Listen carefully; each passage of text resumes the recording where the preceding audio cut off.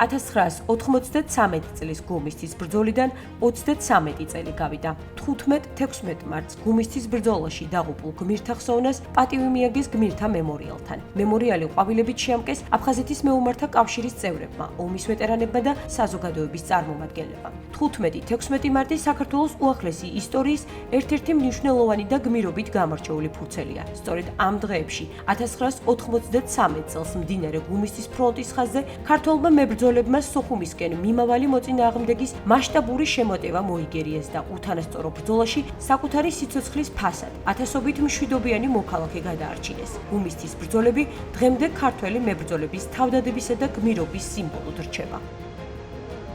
15-16 მარტის ბრძოლები ძალიან წარედ მახსენდება. მე იმ პერიოდში ვიყავი აგუძერის სამხედრო ჰოსპიტალის უფროსი. შტურმავი ბატალიონებს ეძახდნენ მაშინ და ძალიან დიდი ძალა იყო რუსების მხრივ. ეს ომი იყო ომი გამარჯვების უფლების გარეშე.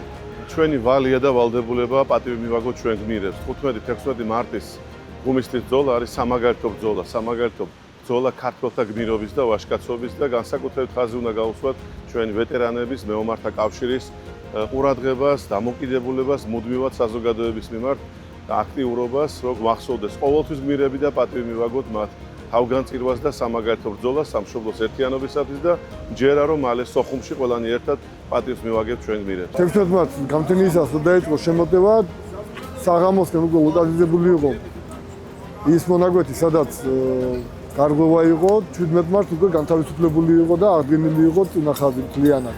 ან ძიმე სიტუაცია იყო, რომელსაც ბიჭებმა ვაჟკაცურად გაართეს თავი და ხელმძღვანელობის და მეთაურობის სწორი ხელმძღვანელობით უკუგდებულ იქნა მოწინააღმდეგე.